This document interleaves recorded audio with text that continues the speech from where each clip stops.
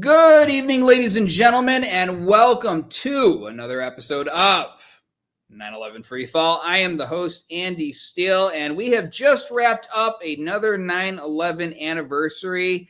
If you tuned in to our event, Dawn of the Truth, on September 13th, you're going to see that we did 8 hours of interviews with some of the best and brightest out there, but that doesn't encapsulate all the people that have been speaking out in favor of 9/11 truth. We had an event out in Washington, D.C. as well, where Senator Ron Johnson, former Congressman Dennis Kucinich spoke there. So a lot to talk about as we wrap up this anniversary month of this year in 9/11 truth. But let me bring in our co-host here, Mr. Craig McKee. A lot going on, Craig, here in this in the world of this movement we care so much about, we put so much time into.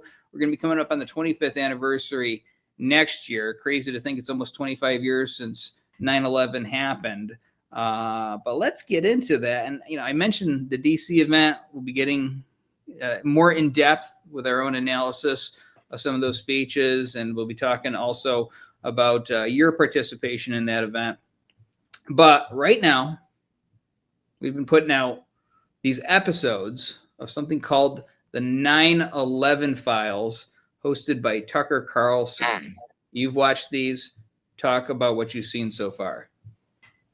Well, I've seen the first two, and I hope to watch the rest of them shortly. So I can't really comment on where the thing is going to go. Initially, my first reaction was to think, well, it's kind of a little bit predictable that it's sort of going after, it's sort of taking the intelligence failure angle. In the first episode, focuses on whether the CIA kept the FBI from knowing that there were these people who would be future alleged hijackers, that they were not sharing with the FBI information that they were in the United States and posing a risk. So it's really they interview John Rossini, who's a former FBI agent, if I'm not mistaken, so it's very much focused again on al-Qaeda being the perpetrators, or the alleged perpetrators, the assumed perpetrators.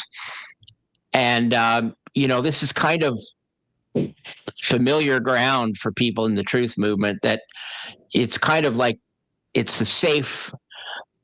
If you're going to challenge the official story, this is kind of the safest way to do it. Now, I've been told to expect things coming up in the last 3 episodes that might actually be more revealing and more interesting. So I'm looking forward to those.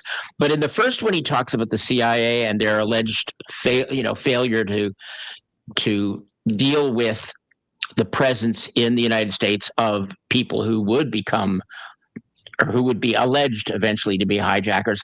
And then in the second episode, which relies very heavily on an interview with one of the Jersey girls, Kristen Breitweist, they really have her all the way through the whole episode.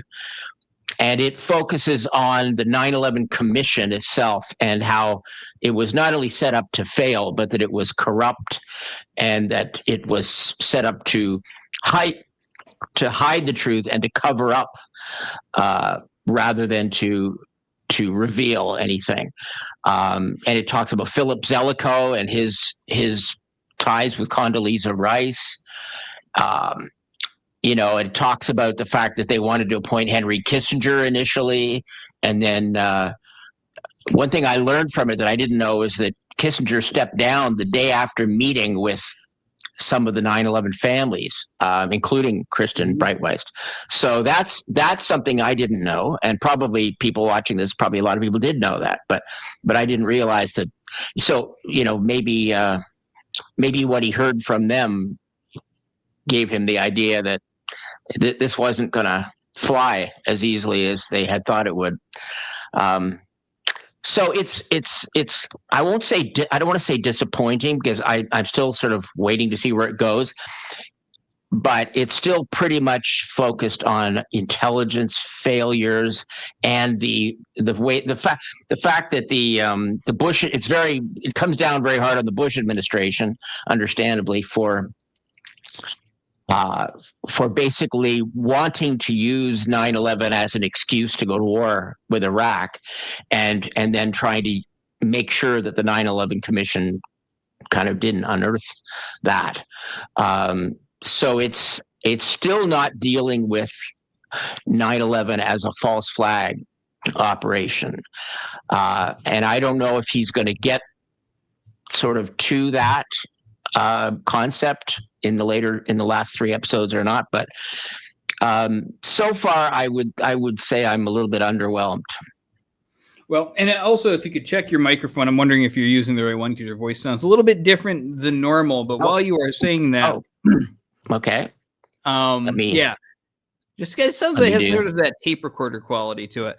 But while you were saying that, we've had some people writing into the AE 9/11 Truth, expressing some of these concerns as well.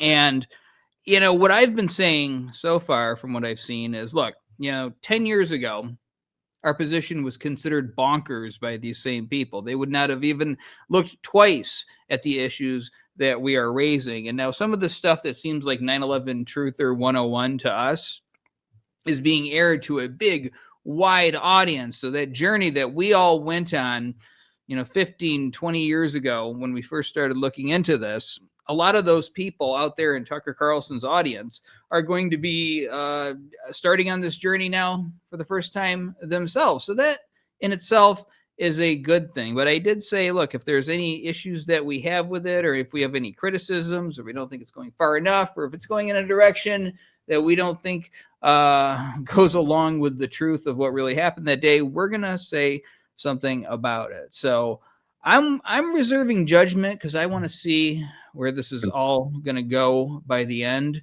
Then I'm going to give an opinion, because sometimes you start off small. You start off with what people can handle, and then you start piling more on. You start diving deeper. You start revealing things that maybe people now are more tenderized to being able to accept. So let's see where we're standing by part 5 of this series.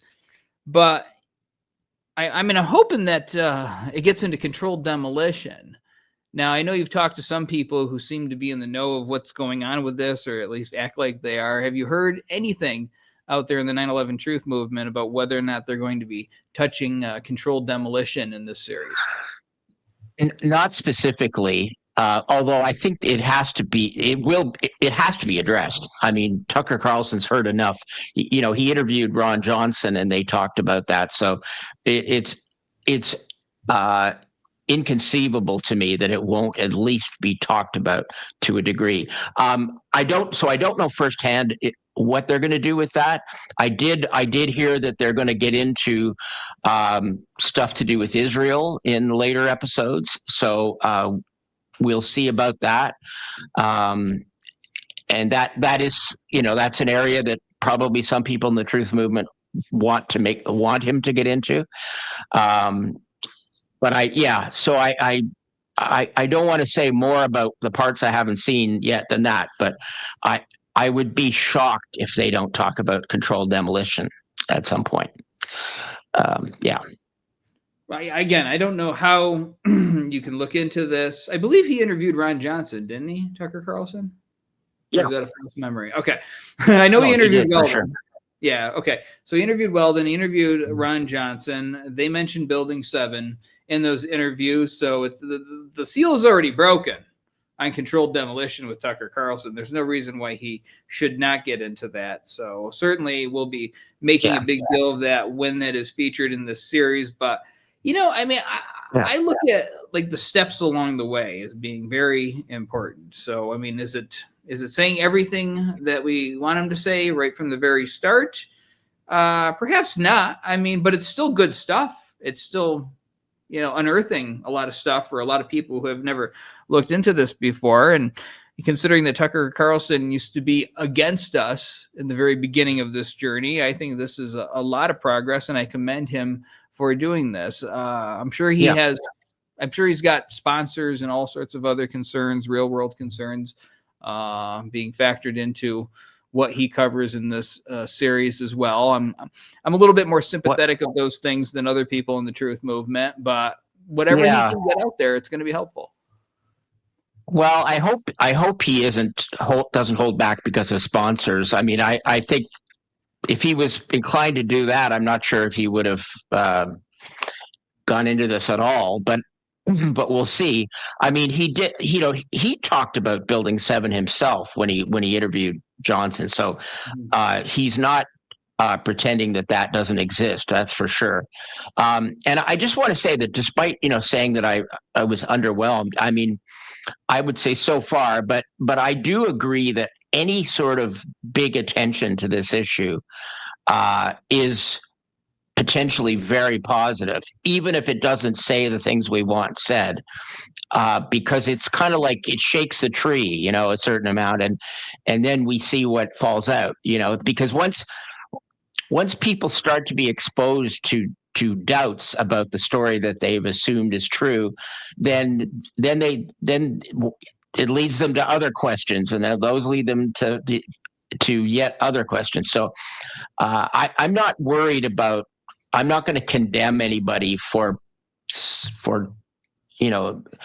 addressing part of the truth, but at some point, once somebody knows something and they don't say it, and I'm not talking about Tucker Carlson, I'm just saying it in a more general way. There is a point. There is a point when you can start getting critical when somebody knows better and they're holding back. So I would actually, I would maybe have a little less sympathy for commercial considerations, maybe, but no, I think, look, it's this is all, it's positive. What's happened in the last few months is very positive in the sense that it's bringing a level of attention to 9/11 that's just we have not seen. Not ever really. If you're talking about kind of established political figures, and I know we're going to talk about some of the other ones a little bit later in the show, but just the fact that somebody of the stature of Tucker Carlson and we hear things from Joe Rogan and different Candace Owens and all these different people. The fact that they're talking about this, it has become, or it appears that it has become kind of safe to do so. And maybe the people that are doing it are not going to go as far as we want, as you pointed out, initially. Maybe we have to start somewhere, I guess. And the fact that it's getting this attention is pretty amazing. Well, there's people who think that we don't go far enough, because we kind of stick to science and stuff like that, even though, I've gone beyond that on shows and we've made this clear distinguishment between the show and the organization and all this stuff. But, I'm very careful with what I do because, at AE 9/11 Truth, we can't afford to just go off onto fancy speculation. And some stuff sounds really exciting. It's really exciting to talk about, the Illuminati and the New World Order and all of this stuff. But we have to stick to what we can prove in the end. And that is exactly what I care most about, not speculating about, some kind of, comic book plot or something like that. If people want to do that, I'm not criticizing them for covering whatever they want to cover, but we got a big responsibility here. So I do understand some of those concerns. I understand that Tucker Carlson's audience is very new to this. Some of this might be very shocking to those folks, but man, if they start talking about this, normalizing the issue, stop acting like it's so disrespectful to the families to cover this, I think we collectively in the movement will have come a long way in regards to our mission and just sort of putting this into the culture. So I'm looking forward to watching the last 3 episodes. Apparently, we thought that they were just being released, like doled out here on YouTube. And I think that's how it's being done on YouTube. But it just came to our attention that they've been available on Rumble for a spell here. So I'm going to be watching those this weekend. And I will have a better judgment on it by Monday. But good work there. Very exciting. Okay, so again, we did Dawn of the Truth on September 13th. There was another event that went on right before it. What was the name of the event, too? It's Turning the Tide? Turning the Tide. Turning the Tide. Yeah. All right. Turning the Tide. So you got a tidal wave of 9/11 truth striking this country, and they had as speakers Senator Ron Johnson, Dennis Kucinich, many others put on by a number of different 9/11 truth groups. And how amazing is it to get a sitting U.S. senator to come to a 9/11 truth event? Who would have ever thunk it, Craig? Back when I had people calling C-SPAN on Washington Journal. If you could get them to say something slightly positive, like, I appreciate the caller's question. Oh my God, we had a victory today. He appreciates our question. How about that? Now, can you answer it, please? But that was a big deal back then. But now we got a sitting U.S. senator coming. I mean, that costs gas money, right, Craig? I mean, you put gas in the tank, it costs money, right? Yeah, unless he took like public transit, but that would, Well, it's a lot better if not. he drove himself. If he drove himself and had to sit at a red light and then go there, it's even more exciting. But no, in all seriousness, though, he came down there and he gave a speech. Now, I'm not going to play the whole speech for everybody, because if I did that, you might as well just watch the video on Redacted News' YouTube channel. But I'm just going to play some highlights. This is about, close to 3 minutes long. So let's watch. I am here out of respect for the political violence that occurred on September 11th. I mean, as much as I was impacted by the iconic pictures of walking up, of the firefighters walking into danger. And quite honestly, as Chairman of Homeland Security, I just saw a video of the hearing we held at the 9/11 Museum in New York City back in, I can't remember what year it was, but it was when I was chairman of the committee. And that obviously had an impact on me, but not to the extent that having the families come up and realizing that our government hasn't been forthcoming. I didn't realize that. The problem we have in America today is so many of our institutions are no longer trustworthy. The American people, for legitimate reasons, do not trust so much of our institutions, and government is really kind of leader in that lack of trust. I believe that the family members, the firefighters, the people definitely impacted have a right to know at least what our government knows. I've given a couple interviews on James Corbett. There'll be one coming out tomorrow with Brett Weinstein. And a legitimate point I'm making, because I know a lot of people have theories. Okay, I don't. Again, some might be crazy. I don't dismiss them. Okay, because so much information has been withheld, because so many legitimate questions not only haven't been answered, but anybody who even asked them is vilified for it. Okay.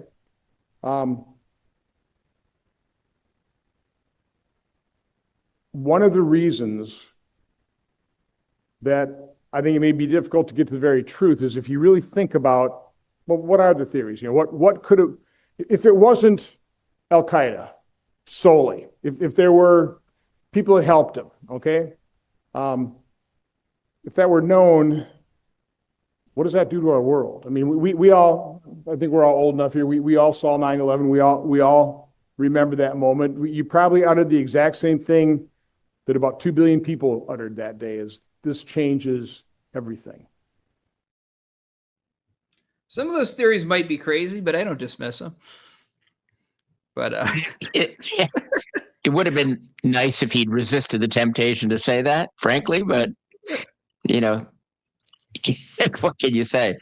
I say similar things sometimes, but I mean, there are some theories that are absolutely bonkers, in my opinion. The idea that the hologram hit the towers and everything. Maybe Disney made a cartoon of an airplane, but no. Overall, the speech. I mean, it was a good speech. But when I watched it, it seemed like it was very non-committal to me. If you watch the whole thing, almost like, how do I walk this line very carefully?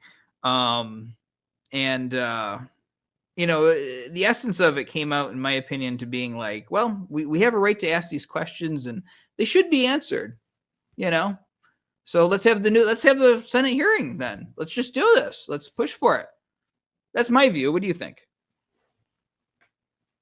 He's a politician, right? That's kind of what politicians are good at. I mean, what he said, that maybe people helped al-Qaeda. That's a little bit alarming. But again, it's one of those deals where it's something is maybe better than nothing. Although it's unfortunate that that he sort of needs to reinforce that idea that's in the public's mind that al-Qaeda was really responsible for this, as opposed to this just being kind of the cover story. Now he does say it later in that address, that he questions whether a 9/11 whether the president is really in a position now or has the time or has the inclination to create a sort of new version of the 9/11 Commission.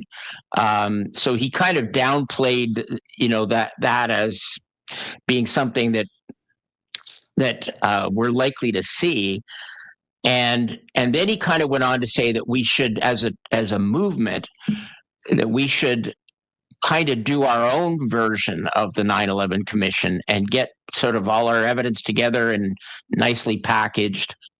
And that, that's right. That's right. We did it. The only thing I would say about that is, did we lose you there, Andy? Okay. I'm not sure if I'm supposed to keep talking. I think Andy got disconnected. Oh, there he is.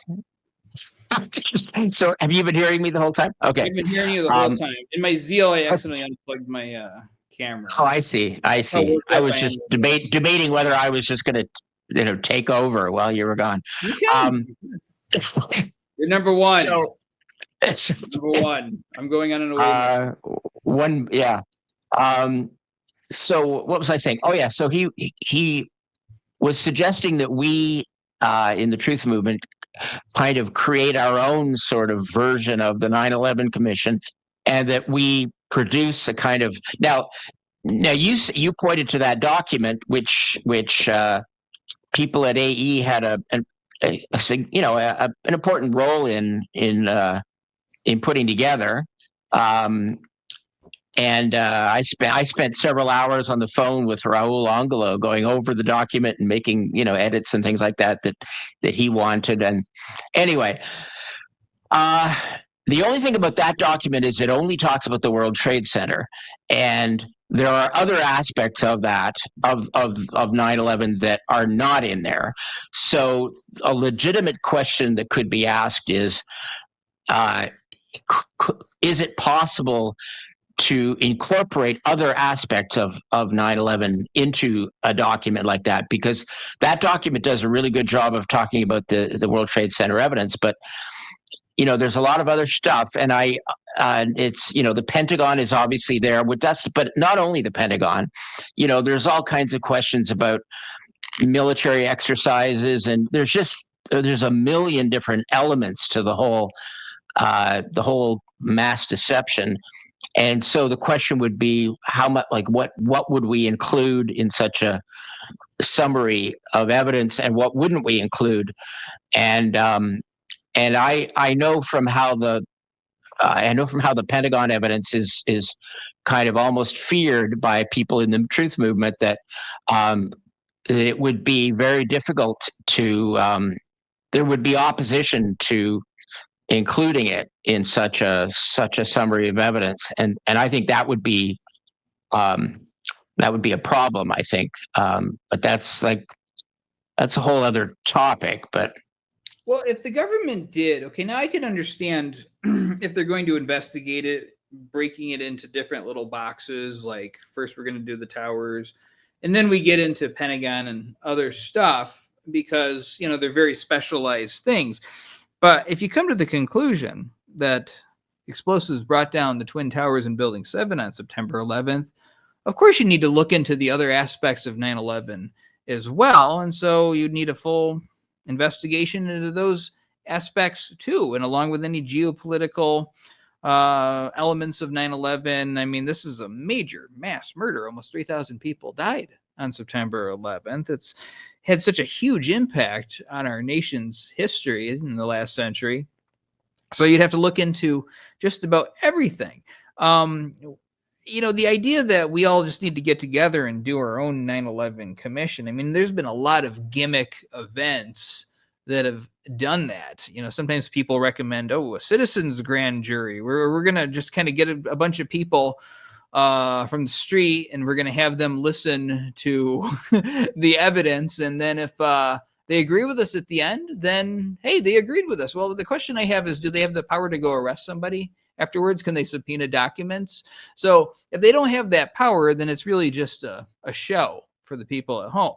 And so you see us kind of get encouraged to do these kind of gimmick events to sort of make ourselves happy, but there's no teeth to it. Now, if I'm doing this, I'm going to do this to win. I'm going to go for the main prize. I want an officially sanctioned government body to do a real investigation, and I want some kind of consequences if and when, because I have no doubt if it was a fair investigation, we would win in the end. They would come to the conclusion it was a controlled demolition at the Twin Towers and Building 7. So when they acknowledge that, I want this body to have some kind of power to do something about it. I don't like wasting my time with things. I mean, I've been doing this show, and people think that the show only exists on video. I've been doing this show on audio since 2012. So I've been doing this show. Oh, yeah. Good God, 13 years I've been doing this show. Mm-hmm. I have brought out people after people, and there are some episodes where it's, an activist talking about some street activism they did or whatever. But there have been so many people that have come through here laying out evidence of controlled demolition at the towers and Building 7. Now we've done a couple of things on the Pentagon as well. So I've presented my case. I'm sure that the system, the establishment could find somebody to make their case and put that on the internet. So it's already out there. We've already done that. What we need is a government seal of approval saying, hey, these guys have a point here.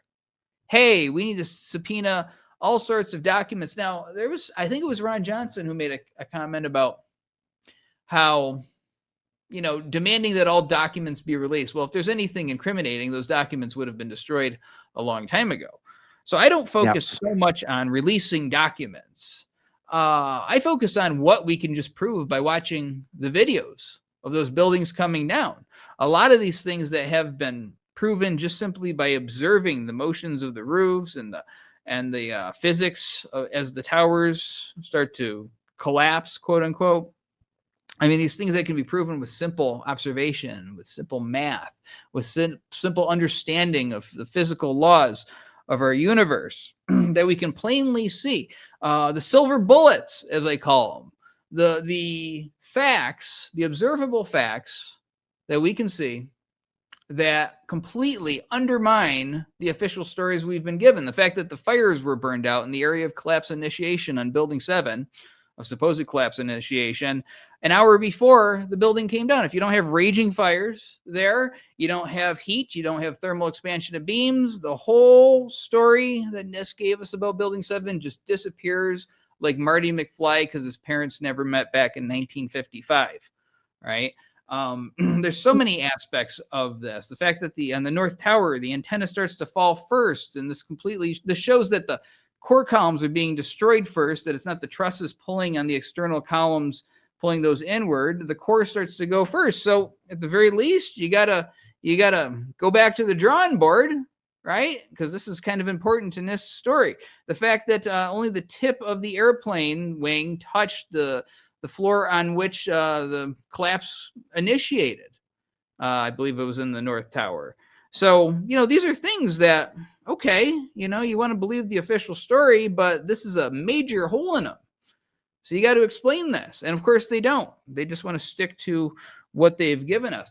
These are the things that you don't need to release documents to point to. We can all see it.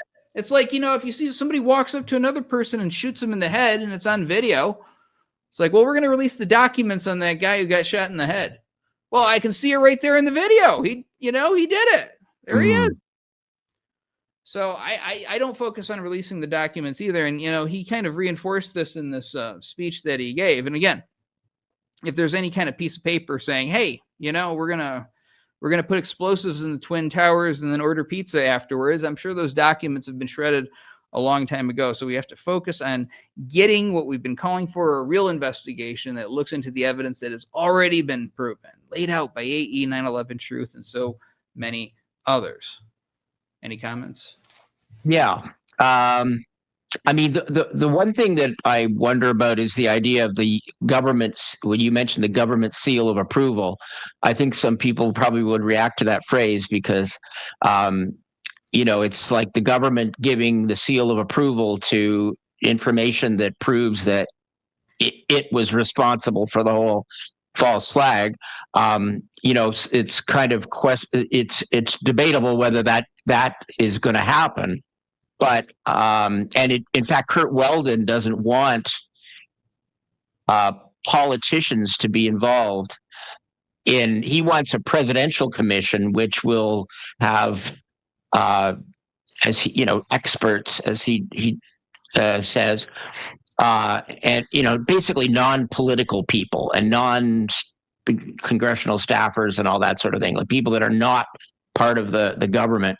I don't know if that's ever likely to happen or how that would even be put together, but that's what he's got in mind. I don't know if other politicians would go along, but I agree with you that we don't need to wait for documents, and I heard a lot of talk at the DC conference about demanding video at the Pentagon, which I as I said at the time, I have no problem with the idea of demanding that. But I don't know that we necessarily, I don't agree with taking sort of a passive approach that we have to sort of sit back and say, well, if we don't have the video, then, we got to wait for the government to give us the information that we need. As you say, you can, in the case of the towers, we have a lot of video, so we have a real advantage there. But there's other things that you can prove without video. And I would think one good place to start would be the fact that a plane can't crash in the middle of an open field and completely bury itself under the ground and then have the hole swallow up the plane and cover itself over. To me, that's the part of the whole event that most people know the least about. And yet it's also the most absurd part of the official story, in my opinion. So we don't have video of the plane in Shanksville doing what it's alleged to have done. We just have a bogus, cloud of supposedly from the explosion hanging over the area without any kind of connection to the ground. So it just looks like puff and it goes up in the air and as if all the fuel would just go up in one big puff. Anyway. But I saw a Hollywood movie that explained what happened. Are you telling me that I can't just go on that? Flight 93, yeah. Or United 93, yeah. I actually have never watched that movie. I have a hard time watching some of these Hollywood versions of events like that because they make me too angry, and it's almost like a mental block for like I can't watch the Boston Marathon bombing movie. Patriots Day, I think it's called. I have not been able to watch that. I have not watched United 93. I watched the Oliver Stone World Trade Center film, and I kind of wondered, where did the Oliver Stone from JFK go? Where did he go? But anyways, yeah. So Hollywood movies that sort of paper over these events can be difficult to take. I love watching them. Yeah, because I know that they're just complete BS, and it's entertaining to me. Like there was one called Parkland about the JFK assassination, and the way they're trying to portray this is, there was a dispute about Secret Service just taking the body out without any kind of investigation on it. And there was a doctor who protested there in Parkland Hospital. Of course, the guy that's playing him is just a squirrely looking, just like ugly guy. And then a handsome Secret Service agent just, if I remember right, settles the issue by telling him to shut up and puts him in his place. And the guy backs down and kind of cowers back. And it's just so blatant and in your face that I'm so entertained by this stuff. But, getting back to what you were saying, about who's going to do this investigation. Now, I say the government because it's this general thing, and governments change. I mean, at one point, we had a government that recognized certain human beings as only 3/5 of a person.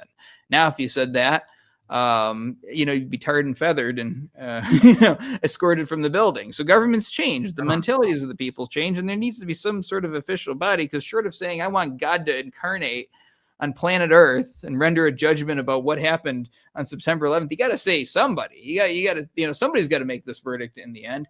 And hopefully, a good administration. I'll let the supporters decide for themselves whether they think the Trump administration is good or not. But someone needs to recognize this in the end. I want to get to the other parts of this event that you were at.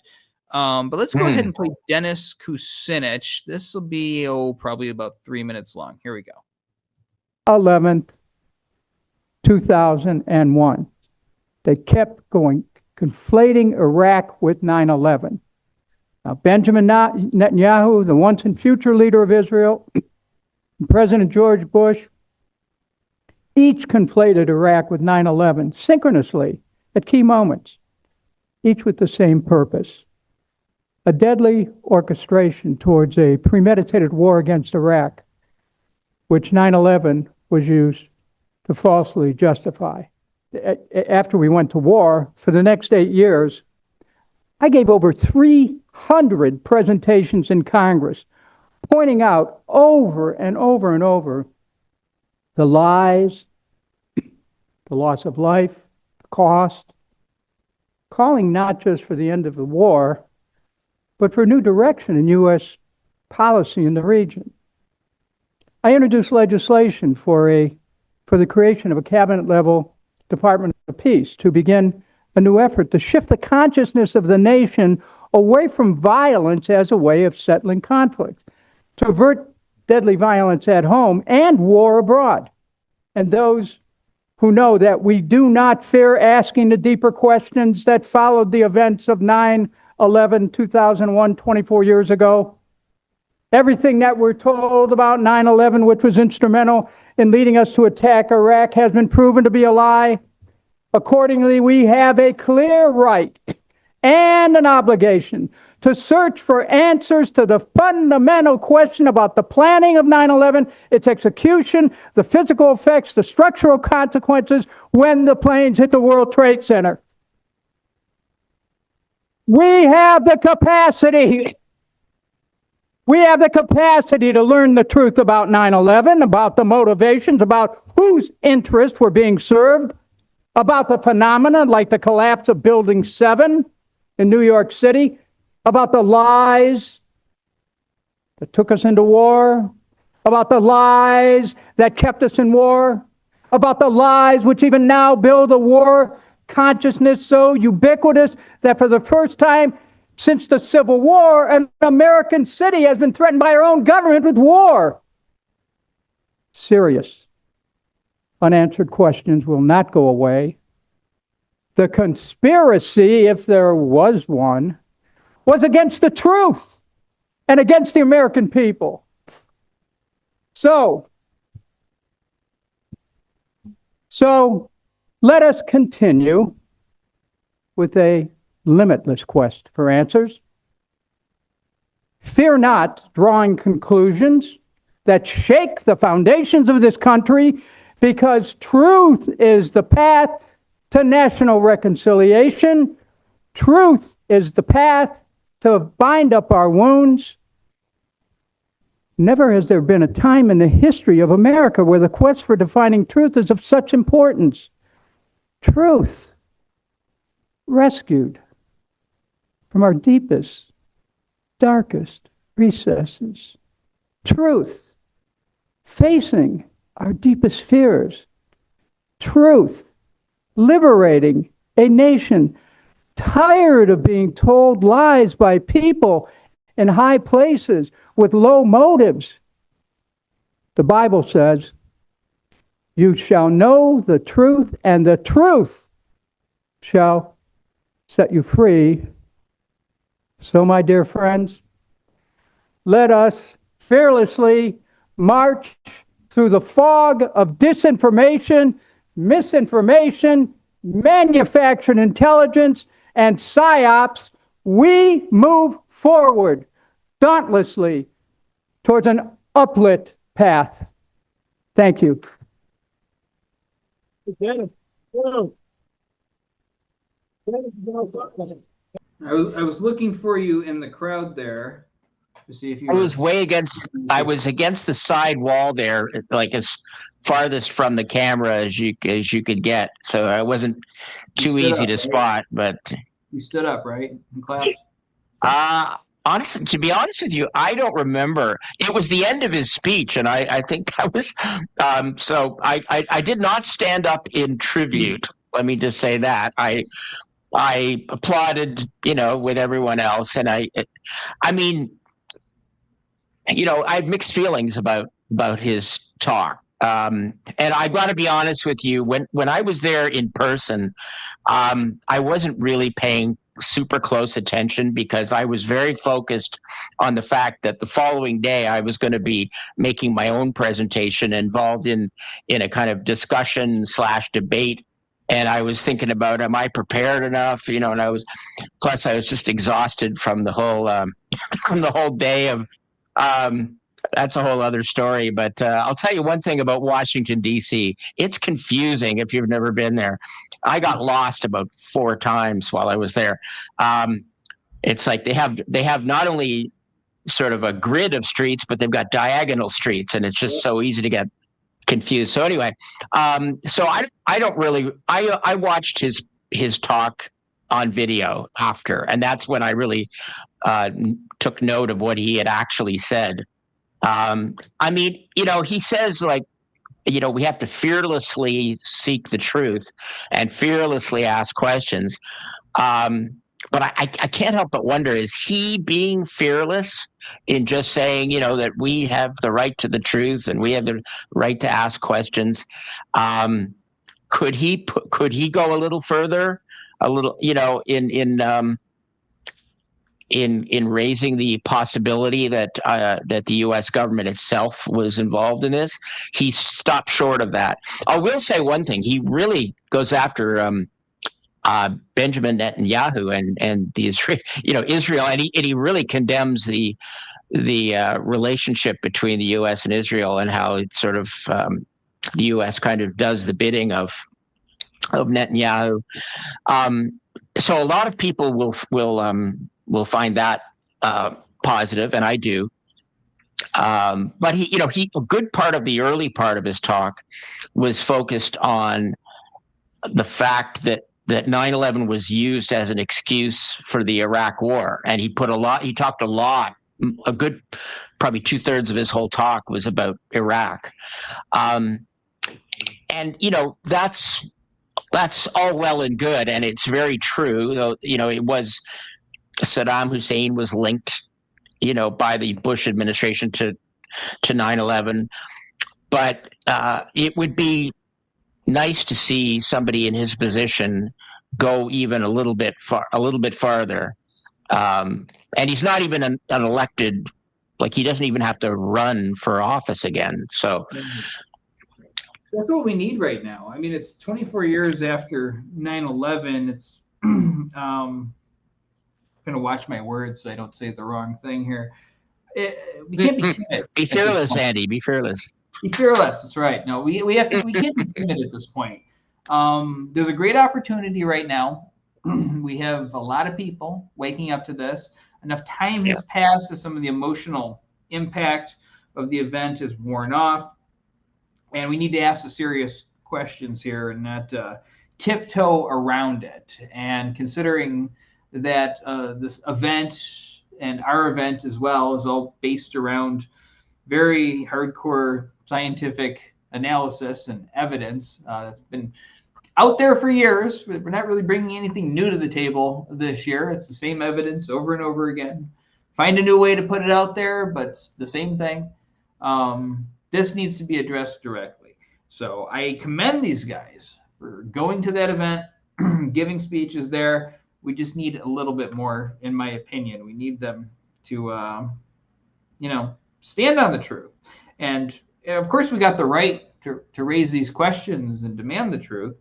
But ask how 105 feet of free fall happens on Building 7 without the use of explosives.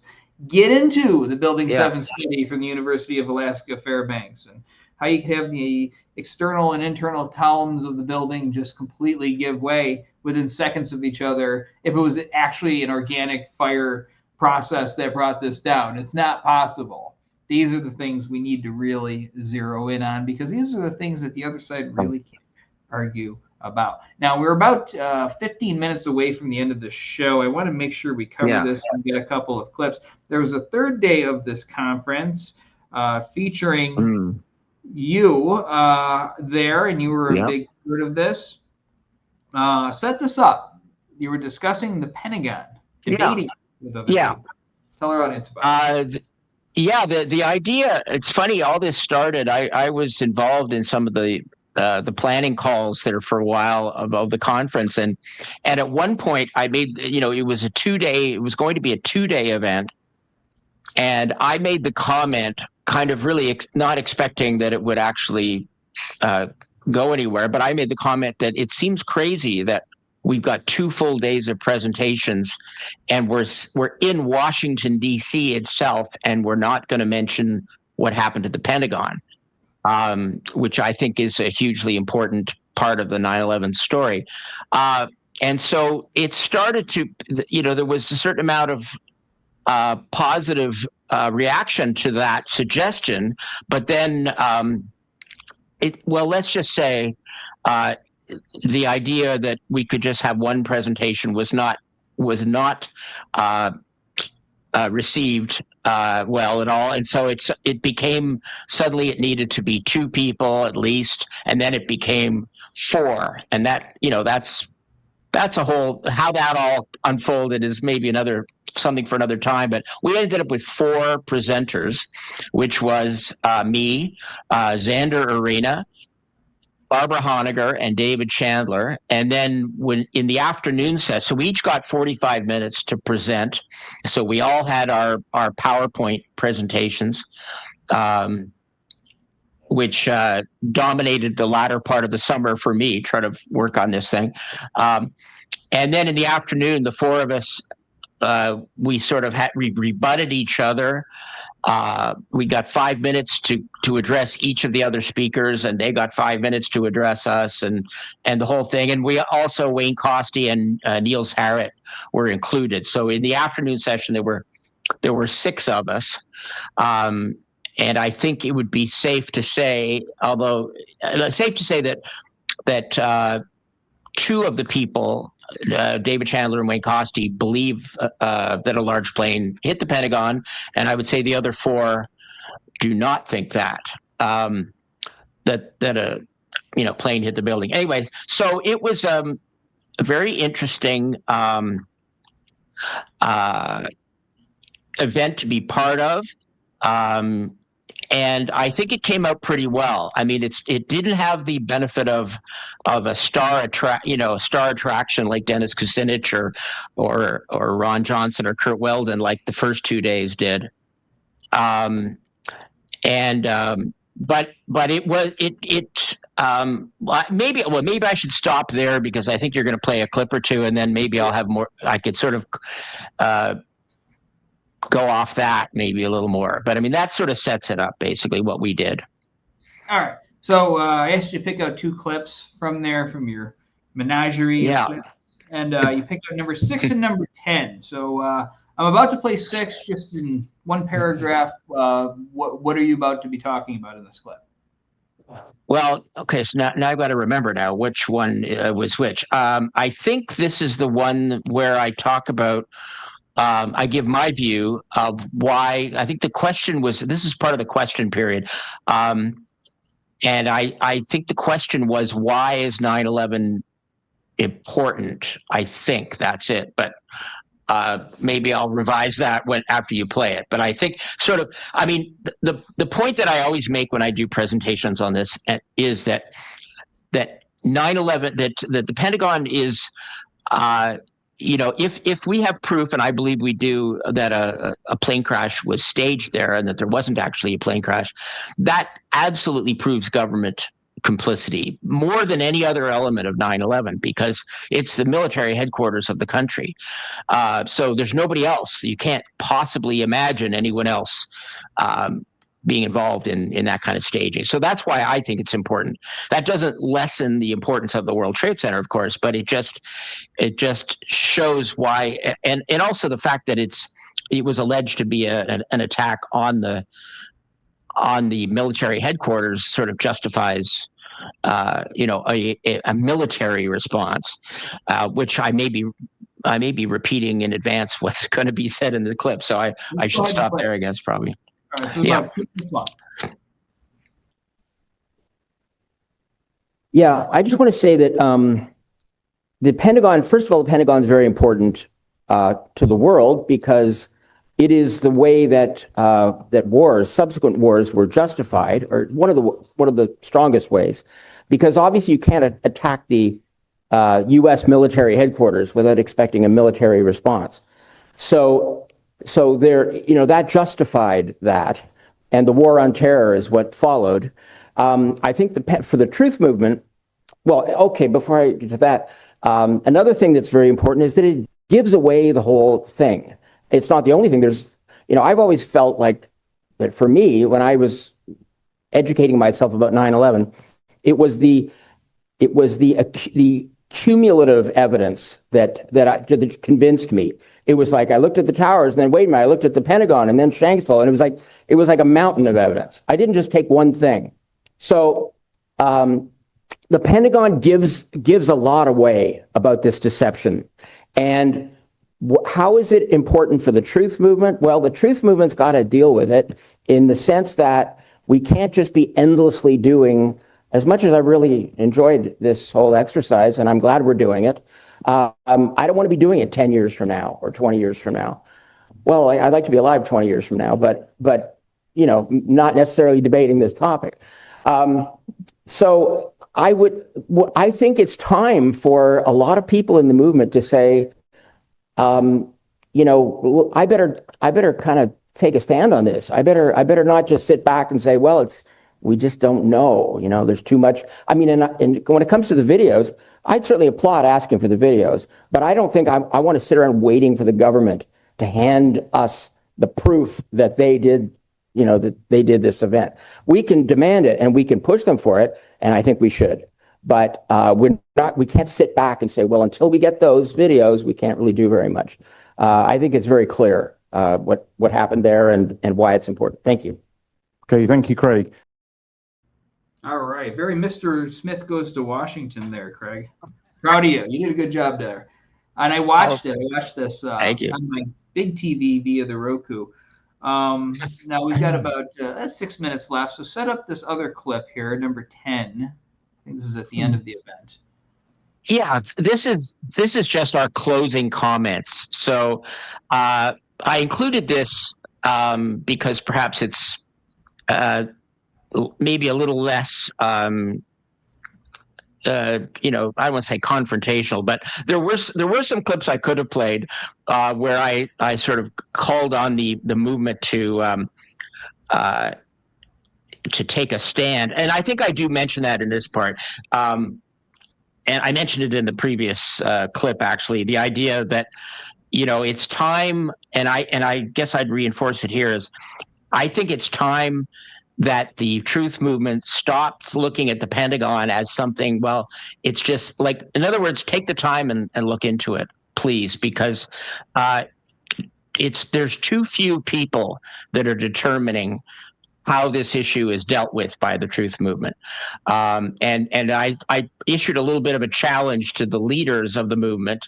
And as I said in the clip that you're not going to see, but basically said that, the leaders of the movement, and some of them who are in the room that day, need to stop sort of treating this as an issue that, we've got two equal sides and they both, and there's different opinions.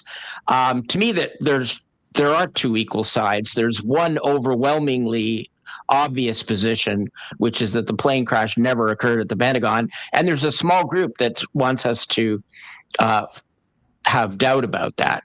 So I kind of challenge the leaders to say, to learn enough about the evidence that they can take a stand themselves, and not just sort of allow us as a movement to be essentially neutralized on this issue because there's alleged controversy.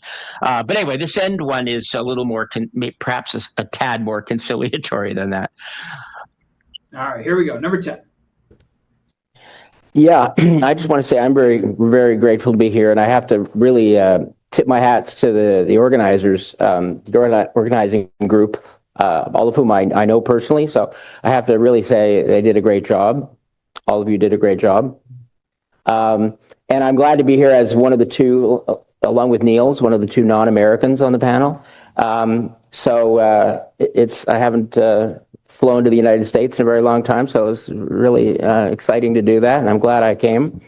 And I guess I would just conclude with this hope in terms of our ongoing work and research and all the things that we're doing is, 9/11 was a giant lie. It was a collection of of lies, thousands of them. And I would hope that we would focus, as Niels put a very important point, that, if one thing in the theory is wrong, if I interpreted this correctly, then the theory falls. If you can prove that there's some deception in the telling of a story, then you have to question the rest of the story. And so I would like to see us focus our energies on exposing the lies of the official story to the world, and maybe less of kind of reinforcing parts of that story. So thank you. Amen. Amen. The 9/11 Truth Movement. That's what we're here to do, is to expose the lies, not to say, I like this part of the official story. Let's talk about it. That's as diplomatic as I can manage. I certainly made myself seem like a real person of the world there. Like, it's really exciting to fly to the United States. You get on a plane and it lifts up in the air, and it was so exciting. Actually, to be honest, it really was, because I don't think I've been on a plane in 30 years, so it was a lot of fun. But I think my point there is pretty straightforward, and it was directed at those who want us to kind of endlessly be in a state of debate over especially the Pentagon part. To me, that it's time. This is why I challenge the leaders of the movement, because it's time for people to start taking a stand, and not just allowing us to be sort of kept in a state of gridlock, I guess, over this issue. There's plenty of reason to think that this whole thing was a setup. It was a staged part of the event.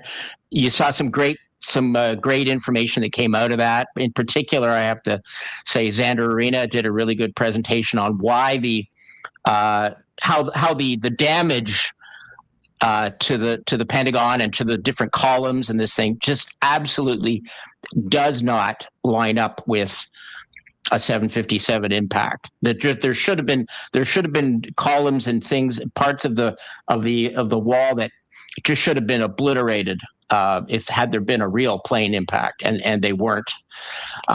So I hope people will take a look at the presentations and even some of the debate. You know, it's a long day. It's like 8 hours worth of Pentagon discussion. So you might want to sort of take it in bite-sized chunks, I guess. But I think it's worth. I think I'll say this if I can get away with it. I think this was the day that the position that a 7057 did hit the Pentagon. I think this is the day that it kind of jumped the shark, in my opinion, if I can use that expression. It basically was shown to really have very little to recommend it. It's very, very little substance to it at all. And I hope that we can now move beyond this contrived impasse and really start talking about how the official story is a lie with regard to the Pentagon, as we do with the World Trade Center. You know, with regard to that ground video with a few stills, it should be plain to see that there is no plane to see. So we need to have further inquiry into this. Ladies and gentlemen, we wanted to be able to give this event its time in the sun here and to highlight what we think is important about it. We've been so focused on our own event, Dawn of the Truth, which if you haven't watched that yet, it's about 8 hours. We're going to be getting the individual videos out. We got some issues going on behind the scenes right now, but we're going to be getting those out very soon to you. But you can watch the whole 8-hour block. Check out the animation in the beginning too, because I consider that an art form. That's my favorite part of the anniversary every year, making those. But we wanted to also highlight the great work that was done over in Washington, D.C., and the fact that Senator Johnson was there, and Dennis Kucinich, and so many other people, that Craig went down there, did a great job along with Xander Arena, Barbara Honegger, and the others, debating the Pentagon, discussing that on the third day. Very exciting to watch. Now, I can't give the 3 days of work there and the presentations any justice in 1 hour on the show. So if you want to watch those, go to Redacted. That's hosted by Clayton Morris. Go to that YouTube channel, go under the Live tab, and just scroll down a little bit, and you should see the 3 days of events there. Pop some popcorn, order a pizza, settle in. You're going to have a lot to watch as soon as you're done watching Dawn of the Truth, of course. But no, you're going to have a lot to watch there. And it's been a very historical year for 9/11 Truth. And man, we got some exciting things planned for the year ahead. So stay tuned to AE 9/11 Truth. We just had the year end on September 11th, and the new year is just beginning, and we're gearing up for it. So you're going to be hearing a lot from us very soon. But Craig, thank you for joining me here for the show today, for all the great work you are doing, and for the end you made in Washington, D.C. And I forgot to say it when you were in the United States. Welcome to America, land of the free. Why, thank you. Thanks for having me. All right, folks. We'll see you next time. Bye.